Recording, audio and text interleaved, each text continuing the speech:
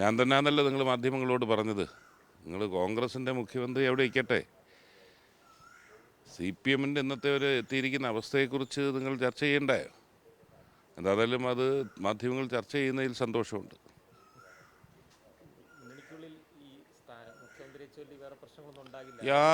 യാതൊരു വിധമായ പ്രശ്നവും ഫലം വന്നു കഴിഞ്ഞാൽ 24 മണി അല്ലെങ്കിൽ 48 മണിക്കൂറിനകത്ത് സ്ഥാനങ്ങളെല്ലാം തീരുമാനിച്ചിരിക്കുമെന്നാണ് പറയുന്നത്. അത് തന്നെ, ഞാൻ അങ്ങനെ തന്നെയാണ് വിശ്വസിക്കുന്നത്. കഴിഞ്ഞ കുറേ കാലമായി, കുറച്ച് വർഷങ്ങളായിട്ടുള്ള കോൺഗ്രസിൻ്റെ പ്രവർത്തനം വിലയിരുത്തുന്ന വ്യക്തി, വീക്ഷിക്കുന്ന വ്യക്തി നിലയിൽ നിലയിൽ തന്നെ ആ പ്രിസിഷനോടുകൂടി അവർ വർക്ക് ചെയ്യുന്നുണ്ട്. അഭിപ്രായങ്ങൾ പലതും വരും, പക്ഷേ തീരുമാനം വേഗത്തിലുണ്ടാകും, ശരിയായ തീരുമാനം ഉണ്ടാകും. ഞങ്ങൾ വിശദമായി കാര്യങ്ങൾ പഠിക്കുകയുണ്ടായി. 5 സീറ്റിൽ പയ്യന്നൂരിൽ സഖാവ് കുഞ്ഞകൃഷ്ണൻ സ്വതന്ത്രനായിട്ടും ബാക്കി 4 സീറ്റിലാണ് മത്സരിച്ചത്.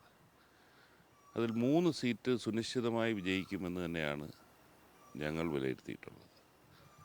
4-മത്തെ സീറ്റിൽ നല്ല മുന്നേറ്റം, നല്ല സ്ഥാനാർത്ഥി എന്നുള്ള പേര്, സ്ഥാനാർത്ഥിയുടെ മികവിൽ നല്ല മുന്നേറ്റം നടത്തിയിട്ടുണ്ട്. അത് കേരളത്തിൻ്റെ പൊതു ട്രെൻഡ് എത്രത്തോളം ഉണ്ട് എന്നുള്ളതനുസരിച്ചായിരിക്കും ആറ്റിങ്ങലുമായി ബന്ധപ്പെട്ടുള്ള വിധിയെഴുത്തുണ്ടാകുന്നത്.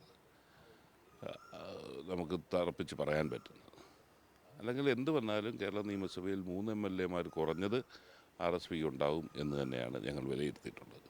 കഴിഞ്ഞ 2 തെരഞ്ഞെടുപ്പിലെ തിരിച്ചടി ഇത്തവണത്തോട് മാറും എന്നുള്ളതല്ലേ പറഞ്ഞില്ല?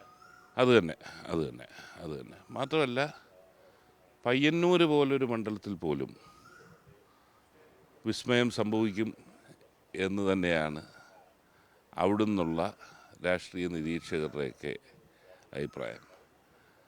അത് ഞാനിപ്പോൾ മുഖവിലേക്ക് എടുക്കുന്നില്ല, അല്ലെങ്കിൽ ഞാനത് പറഞ്ഞുകൊണ്ട് ഞാൻ പ്രഖ്യാപിക്കുന്നില്ല.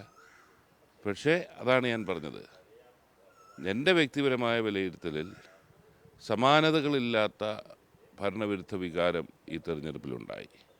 അത് പ്രതിഫലിക്കുകയാണെങ്കിൽ ഇതെല്ലാം യാഥാർത്ഥ്യമാകുകയും ചെയ്യും. ഈ എക്സിറ്റ് പോൾ 90 പറയുമ്പോൾ പലരും പറയുന്നത് ഭരണവിരുദ്ധ വികാരം വലിയ രീതിയിലൊന്നും ഉണ്ടായില്ല എന്നാണ്. പക്ഷേ അപ്പോൾ തന്നെ ഈ രാഷ്ട്രീയ നിരീക്ഷകർ പറയുന്നൊരു കാര്യമുണ്ട്, എപ്പോഴും മനസ്സ് തുറക്കാത്ത ഒരു അണ്ടർ കറണ്ട് എവിടെയോ ഉണ്ടായിട്ടുണ്ട് എന്നാണ് പലരും പറയുന്നത്. അങ്ങനെ തന്നെയാണോ ഇപ്പോൾ UDF-ൻ്റെയും RSPയുടെയും ഒരു സംശയവുമില്ല. ഇപ്പോൾ CPM പരമ്പരാഗതമായി CPM-ന് മാത്രം വോട്ട് ചെയ്തുകൊണ്ടിരുന്നവരാരെങ്കിലും ഏത് എക്സിറ്റ് പോളിലാണെങ്കിലും പറയുമോ ഞാൻ അപ്പുറത്ത് മാറി വോട്ട് ചെയ്തു? അങ്ങനെ വോട്ട് മാറിയിട്ടുണ്ട് എന്ന് ഞങ്ങളെപ്പോലുള്ളവർ, പ്രത്യേകിച്ച് സ്ഥാനാർത്ഥിയായി ജനങ്ങളുടെ ഇടയിൽ പ്രവർത്തിച്ചവർക്ക് ഉത്തമ ബോധ്യമുള്ള കാര്യമാണ്.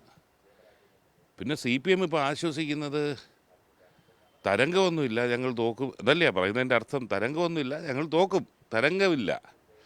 കാരണം അങ്ങനൊരു തരംഗമുണ്ടായിക്കഴിഞ്ഞാൽ നമ്മൾ ചിന്തിക്കുന്നതിനപ്പുറത്തേക്കുള്ള ആഭ്യന്തര വിഷയങ്ങൾ CPM-ലുണ്ടാവും. ആ തരംഗമുണ്ട് എന്ന് ഞങ്ങൾക്ക് ഉറപ്പുണ്ട്. UDF-നെ സംബന്ധിച്ച് 2001 ആവർത്തിക്കും അല്ലെങ്കിൽ അതിന് മുകളിലേക്ക് പോകും?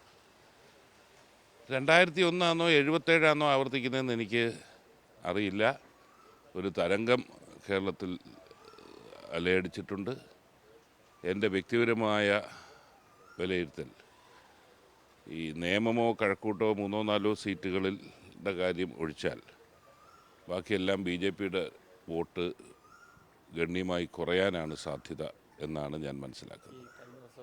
കഴിഞ്ഞ ദിവസം വരെയും ആരാകും CPM-ന് മുഖ്യമന്ത്രി എന്നൊക്കെയാണ്. പക്ഷേ കഴിഞ്ഞ ദിവസം ചാനലിലും മറ്റല്ലാതെയൊക്കെയുള്ള ചർച്ച പ്രതിപക്ഷ നേതാവ് ആരാകും എന്നുള്ള രീതിയിലേക്ക് തിരിഞ്ഞിട്ടുണ്ട്. പല പേരുകളുമാണ് അവിടേക്ക് വരുന്നത്.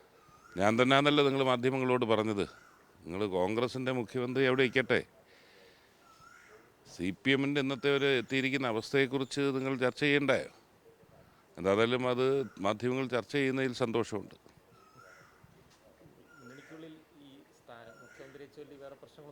യാതൊരു വിധമായ പ്രശ്നവും. ഒരു നേതാവ് പറഞ്ഞത് ഫലം വന്നു കഴിഞ്ഞാൽ 24 മണി അല്ലെങ്കിൽ 48 മണിക്കൂറിനകത്ത് സ്ഥാനങ്ങളെല്ലാം തീരുമാനിച്ചിരിക്കുമെന്നാണ് പറയുന്നത്. അത് തന്നെ, ഞാൻ അങ്ങനെ തന്നെയാണ് വിശ്വസിക്കുന്നത്. കഴിഞ്ഞ കുറേ കാലമായി, കുറച്ച് വർഷങ്ങളായിട്ടുള്ള കോൺഗ്രസിൻ്റെ പ്രവർത്തനം വിലയിരുത്തുന്ന വ്യക്തി, വീക്ഷിക്കുന്ന വ്യക്തി നിലയിൽ തന്നെ ആ പ്രിസിഷനോടുകൂടി അവർ വർക്ക് ചെയ്യുന്നുണ്ട്. അഭിപ്രായങ്ങൾ പലതും വരും, പക്ഷേ തീരുമാനം വേഗത്തിലുണ്ടാകും, ശരിയായ തീരുമാനം ഉണ്ടാകും. 2072 ഒരു നേരിയ ഭൂരിപക്ഷത്തിനാണ് അതെ, ഇതിലാണ് നഷ്ടപ്പെട്ടത്. ഇത്തവണ എല്ലാം പഴുതടച്ച രീതിയിൽ തന്നെയായിരുന്നില്ലേ കാര്യങ്ങൾ നടന്നത്? തീർച്ചയായിട്ടും കഴിഞ്ഞ 2 പരാജയങ്ങളിൽ അതിലൊരു ഓവർ കോൺഫിഡൻസ് ഉണ്ടായിരുന്നു.